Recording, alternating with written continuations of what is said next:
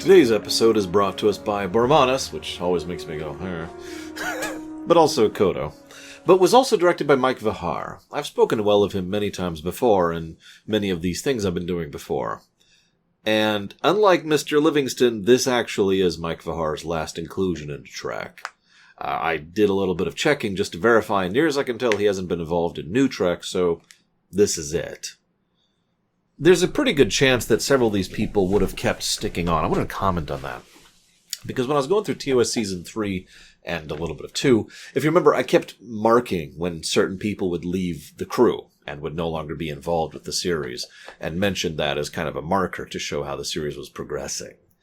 It was kind of a unique thing because that only really happened with TOS and with Enterprise. Every other show, while they would have change-ups in the lineup and the behind-the-scenes, most of that was just shuffling around and the normal stuff. And then most of the general people would stay until the end. The series would conclude in the end. But TOS and Enterprise are unique. They're both the Star Trek shows that got canceled.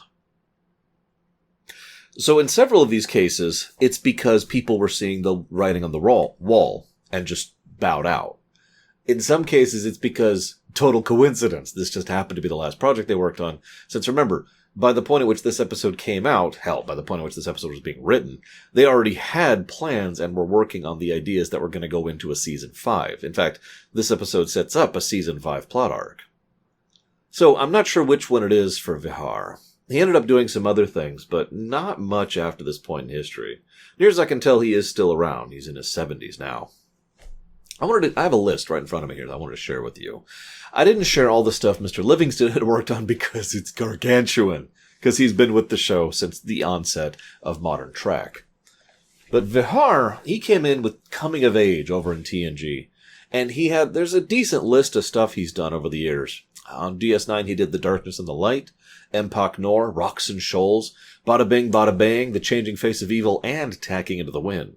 Over on Voyager, he tackled Year of Hell, Part 2, Barge of the Dead, Sunkatse, which was better than I thought it would be, Muse, which was way better than I thought it would be, The Void, that was him, Friendship 1 was him. And of course, here on Enterprise, he's done some good stuff here, with Civilization, Shadows of Pajem, Regine, or no, wait, not Regine, sorry. Stratagem is the one I wanted there, sorry. Don't know the Enterprise episode names quite as well. He also worked on Observer Effect and, of course, the Aenar this episode. So, another person to say goodbye to. If you're curious of other stuff he's worked on, he's done The Dead Zone, Lois and Clark, New Adventures of Superman, Jeremiah. Some of you might know him for the work he's done over on Babylon 5, though. I honestly don't remember if I ever mentioned him when it came to Bab 5, but yeah. See you around, Mr. Vihar. You did good. This is an episode. It's kind of a downswing because the Federation plot has effectively concluded in the previous episode in that big, awesome moment of awesome. The 4 allies, the 4 founding races, have allied and are allied and are now going to be working together going forward to try and figure things out. And that's awesome. But we still have to deal with our enemy, the Romulans. Now, it's funny, they could have chopped this off and not done this episode. But they wanted to do some shifts, and they wanted to do some establishment. And they wanted to do another lead-in to another thing, which we'll talk about in a bit. So the first thing we see is some Romulan politics. Now, nothing here is new that I haven't already talked about. I spent plenty of time discussing Romulan politics last week. But here, last week, it always feels weird to say that, because for me it was just about an hour and a half ago. But here, we also see that there's one additional niggle. Anybody who talks about Rome and Roman stuff, we try to clarify which Rome we're talking about, because there's quite a few. And the more nickely you get, the more different Romes there are, especially if you start to count the Byzantines as Rome, or the Muscovites as Rome, or the HRE as Rome, and you get my point. But during a certain period in Roman imperial history, that is to say the Roman Empire, the expansive empire that crossed most of the Mediterranean, there was a thing that some people disagree on, but I am in the camp that I believe that this was one of the many things that led to the inevitable downfall of the Roman Empire. And that was violence in politics. And we joke and talk about how politics would be much better if the politicians were allowed to bludgeon or kill each other. But history doesn't tend to support that particular idea. And we find out that, just like their Roman counterparts, the Romulans will absolutely kill you if you fail. If you are someone who don't pull in results, or are seen to have wasted time or resources, or been a traitor to the Empire by virtue of having failed in a way that damages the Empire, well, congratulations. And they will absolutely kill you over that. It's just interesting, since that helps to establish one of the other reasons why they tend to be so infighty. Since they know that if their particular project fails, well, they might not survive its failure. In fact, it's actually always been amusing to me that in the future they would name a class of Romulan ship after Valdor, considering the fact that Valdor is an unabashed failure here. But this is only the one failure, and I know one failure is more than enough to kill you and have your name smeared forever in Romulan politics. But remember, Valdor used to be a senator, got kicked out, for reasons we'll get into in a minute, and then managed to work his way back up in the military directly up to an admiral's seat. The man is obviously accomplished, so I don't know. Fortunately, we'll never see him again. It's a shame. He would have been an awesome recurring character for the upcoming Romulan War, which historically is happening pretty soon to the events that we're at timeline-wise. This leads to the idea of the telepresence. I get why they call it this. The whole point is that's a telepathic way of controlling a ship remotely, but it's a remote control. And as T'Pol describes it, it's just a remote control. In fact, they never even explain why they need telepathy for this thing to work. It's just, no, it runs on telepathy. Okay. I mean, we have remote control drones now, and we have for a while. We've had remote control stuff for a while. Now, I know. There's differing levels of tech. Getting the signal there, making sure the signal isn't interrupted is actually a huge deal. It's one of the reasons why drones are kind of an asterisk when it comes to military affairs in real life, and it's something that science fiction needs to address whenever it adds that, because all you have to do is block, jam, or usurp the signal, and then now those drones are either worthless or working on your side. So, it's obvious, right? Anyways, whatever. We find out about the Aenar. I want to talk about World of Warcraft for just a second. Or more accurately, I just want to talk about Warcraft. I mean, I always want to talk about Warcraft. It's probably my favorite setting overall. But one of the things I've always found interesting about Azeroth compared to most other settings, how many subspecies of Vulcans are there?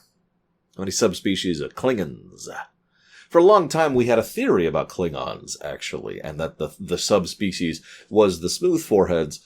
It's just that theory was then thrown out the window because we see three separate Klingons who have appeared smooth-skinned and with ridges.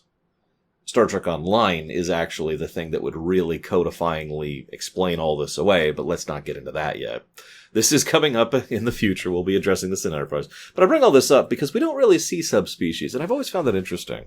I get why. It's a TV show with budget issues that came out in the 60s, and then late 80s, mid-90s, early aughts, right? So there's limitations. Nowadays, you could probably do something like subspecies more easily because you don't need the template makeup styles. You don't need the template face plants and the ear things and all that fun stuff to bring the budget down, to make it so that it's more reasonable to show these humanoid creatures without having to change up every single one. You can look at that and you can see it's a Klingon. I bring this up in comparison to Azeroth because while elves are the easy example, we could deal with most things in Azeroth, most races, and point to how many subspecies there are. I mean, how many types of dwarves are there? Just off the top of my head, we've got the Dark Irons, we've got the Bronze Hammers, we've got the Wild Hammers, or not the Bronze Hammers, the Bronze group, Bronzebeards. Then we've got the Wild Hammers. Then we've got the Iron Dwarf. Then we have the Earthen. Now, I know that's asterisking a little bit, but still, those are all subspecies of the same overall species. In fact, actually, all of those are subspecies of Earthen, which would be the originator of that group. But my point stands. Those all look and have, not only do they look different, they have different cultures and different societies, and for all intents and purposes should be considered separate species. I just bring all of this up because I feel like this is the kind of thing Star Trek could have used. we do see, for the races that do get enough screen time to be developed, that there are races that have variances within regards to individuals, cultures, society, economics, military, etc. Art, We see this amongst the big races, most of which got a lot of their development over on Deep Space Nine. But we never see this in terms of, like there's no subspecies of Ferengi or Cardassian or whatever. And even the Remans don't actually count. They're not a subspecies, they're an enslaved race, which show up again in this episode, by the way. I don't know. Food for thought. Then we cut to Trip and T'Pol, and the two are talking. Trip is like, hey, when you're in a dire situation and you think you're going to die, like, what goes to your mind? And her response is, well, there was a moment when we almost died in the Expanse, and what was going through my mind is whether or not we should, change the deflector energy to this other array. And Trip's like, okay. Now, it's kind of played as a light joke, but think about it. It actually says a lot about both of their mentalities. The engineer, Trip, was kind of going for the more profound thought. Something effectively useless in the immediacy, but with more long-term ramifications and implications. T'Pol, the scientist, was thinking about the immediacy and the practical concerns of the now. That is what was going through her mind. How do I make this moment endure so that it's not my last moment? That's another interesting variance there. Because while he's focused on more the long term and she's focused more on the short term, it's also worth noting that he kind of had sort of given up and was more thinking about, well, I'm about to die, whereas she hadn't. Interesting contrast. We see a bunch of the two interacting in this episode. We'll try and talk about that as we go. Meanwhile, underground Andorian cities and not seeing the sun until you're 15. This is also our first actual shot of Andoria. One of the things that the Reeve Stevens crew actually specifically wanted to do was try to tie up some loose ends in continuity, because one of those little problems is that Star Trek writers often introduce something and then don't codify what they should call it. Klingonese is a good example of that, or Vulcania, I believe, is what it was originally called in TOS. Just to name two examples. This is a semi-common thing. So there's both Andor and Andoria. In this case, they wanted to tie that up neatly. So Andoria was turned into a moon. And that's actually the homeworld of the Andorians. It orbits Andor, the gas giant. Ta-ka! There you go. Makes sense. And it's actually a pretty neat little solution to this one. It makes me wonder how many other little holes could be plugged if we put some effort and thought into it.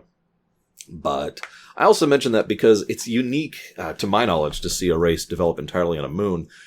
Makes me wonder. I mean, it's not exactly a small moon. It's also funny to me because I've known that for a while, but I have to admit, even though it's mentioned here in Enterprise, I know that more from Star Trek Online than I do from Enterprise, because you can go to Andoria. Anyways. So then he slips and he's on an icicle. They actually did show him having trouble walking just a bit ago, so, maybe dial back the pride just a little bit. Nah, it's okay, it works out. Because by that point, they've gone far enough in order to trip the Aenar detection grid or telepathy or whatever it is they use. We'll talk about that in a moment. I love the look of the Andorian cities. This also leads to a scene. There's a bunch of good scenes here. The first I want to talk about, we have a nice character scene, and there's some really great pacing. I don't know if this is down to Vihar, or the editing staff, or the writing staff, or whatever. Tucker and T'Pol have a scene, and they just kind of start to drift apart. T'Pol says, I think your feelings are affecting your work. Now, Tucker takes that very personally, and he should. That is a huge insult. That is flat out saying, you're sucking at your job because you're looking at me too much. Quit it. Now, she doesn't say it that way, and she doesn't even mean it that way. She is not trying to be unkind. She is saying this out of concern for a friend and someone who, let's be honest, she does have feelings for. She's just still sorting that out. Tucker takes it very personally and slams that door hard. This then leads to another decent scene. It's between Combe and Jamel. I didn't get her actress name, sorry. So between Shran and Jamel. It's a good scene.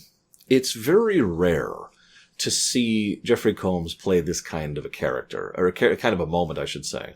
Most of his stuff is more, more open, more, ha ha, or I'm the villain, or I'm doing this. And he's much more boisterous, much more energetic with the type of characters he plays. And this has been true in Trek as well. He's just, yeah, right? In most, even Wayun was even he was doing the slimy salesman shtick. He was still moving around and energetic and laughing and smiling, and seeing him do this kind of quiet Trek character moment, which Trek has been doing since TOS and is very good at, I might add. It's kind of new. I'm not sure he's never done this before. I am reminded of Wayun 7, I think, and his scenes between Odo on the runabout, which were of a similar take. But I think that's the only other one I could come up with, at least when it comes to Trek. He does some stuff like this as the Question over in the DCAU, but I think that's all I've got right there. 3 total times. It's a shame because he's good at it. I almost believe that Mr. Vihar actually was specifically telling him the kind of beats he needed to pull across. Because if you pay attention, what happens is the camera cuts to her, Jamel. She says something and then he reacts to it. Cuts to her, he reacts to it, cuts to her, he reacts to it. 3 beats right in a row. But each time, the emotion, both in his tone and his body language as he's expressing on his face, change based on what it's saying. Each 3 of these reactions is a distinct, different emotional reaction. The first one, he's my brother. His response is a very cold, almost professional, I'm sorry. And you can almost see in there the fact that what he is saying is, I'm sorry that I'm going to kill your brother, because I totally am. I am sorry that it's going to hurt you, but I'm still going to kill your brother. Like, that's what he's saying. And it comes across in his perspective. This then cuts back to her and saying, no, we're pacifists. We never do this. Cut back to him. So we've been told. In other words, this is just a placating statement. Yeah, sure. But then it cuts back to her and she says, do you think? And his response is, there's no way of knowing. Here he's actually trying to be kind. There's a degree of concern as he deflects the question to prevent her from having to deal with the reality that he knows that they are going to be facing. It's a very good quiet moment. It also cuts immediately to Gareb. This also is a scene where we see, and I wrote his name because they only say his name once in the whole episode, Nigel, which is the scientist, the Romulan scientist, who, is hooking Gareb up and flat out says, forgive me. A decent amount of effort is done to try and flesh out Nigel to be, for lack of a better way to put it, not horribly evil in these episodes. That's important. Even in the Romulans' very first introduction ever, effort was made to show that not all Romulans are bad guys. That was one of the points of the Balance of Terror. And I talked about that at length. It's a great episode. I love it. I'd love to watch it again because it's fantastic. It's one of my favorite TOS episodes. And so we see that even here, technically before Balance of Terror, we still have, for lack of a better way to put it, sympathetic Romulans, which is important. We need these people to not be seen as our enemies, even if we're about to go to war with them, especially given all that would come in the future, leading up to and effectively concluding with Nemesis. God, that's how we left Trek, was with Nemesis. I mean, timeline-wise, obviously, Enterprise was the last thing to come out before, the big gap between modern Trek and new Trek. Anyways, so then this cuts immediately to the device on the Enterprise after they hook Gareb up, and now T'Pol is getting at it, and it is implied it is quite unpleasant to interact with. That's fun. But you'll notice I skipped over a scene. That's because I wanted to talk about that scene separately. Earlier, we have Valdor, and he's just speechifying to Nigel. He doesn't come across as cacklingly evil here. He is definitely villainous. I don't want to say otherwise. But what's weird is he comes across as someone who is a product of the Romulan Star Empire. That's how I want to say that. We're all soldiers. And that mentality right there speaks volumes about the Romulan Star Empire. But not as much as his next sentence. For years, I have used this line, not only when discussing other fiction, but when discussing the Romulans in particular. If you've seen any of the cooperative streams that I've done with Mr. Reloaded and Miss Gender, it seems weird to call her that, then you've noticed I've probably brought this exact phrase up when discussing the Romulans before. Because Valdor was a senator. Now, For those of you not aware, Romulan political structure has 3 different groups who all kind of sit at the top. There's the head of the Senate. That's something that kind of bounces around. There's the Senate, and then there's the I forget if it's the consul or the proconsul, but they're technically in charge of things, but only because they're being backed by the military. All 3 of these, I'm doing this very vaguely, please forgive me, because the problem is it's inconsistently shown, so at different points in history, the power structure changes, and based on the Romulan, structure and political problems I've already talked about, it's possible the structure literally has changed in lore at multiple points. But the point is, all 3 of these sit on a different pillar. One is supported by the military, one is supported by the infrastructure, one is supported by the Tal Shiar. And all 3 of those pillars support those 3 upper echelons of organization at varying points in time, depending on what you consider as canon. Asterisk, asterisk, asterisk. Now, I bring all this up because senators, and this is the important part, the senators are at the top there. They're not the top because there's several senators, but that's the top tier. There's not really a tier above that unless you count the consul, which kind of runs the Senate, but only does so at the pleasure of the military. So, in my opinion, it's equal tier in terms of overall influence and power. With me? You can disagree on this, that's fine, because this isn't something that's codified. This isn't fact, this is opinion. But Valdor was at that level, top tier. And again, this kind of ties into the earlier thing I was mentioning. And he, as this powerful individual, was drummed out of the Senate for simply questioning whether or not conquest was the designated task that should befall Romulans. In fact, he says it beautifully. I questioned the precept of unlimited expansion. So by the way, sorry, it started raining. If you hear the extra noise, that's what's going on. The very concept of unlimited expansion says so much. There have been kingdoms, empires, nations, countries, political entities in real life that have had this exact concept. The idea that that expansion is normal. That's what it really means. That continuing to expand and continuing to take new territories and new resources and new provinces is what should happen. Painting the map, right? Now, obviously, when we play, grand strategy or 4X games, that's kind of the goal, or at least one of the main goals we tend to have. But in real life, in lore, that's actually not a particularly sustainable model, and it speaks volumes about the mentality of the organization that posits it. In almost every case, what's happened is they've kind of deflated by virtue of overextension. There are very few exceptions to that, and most of those exceptions had other substantial problems that got in the way of that.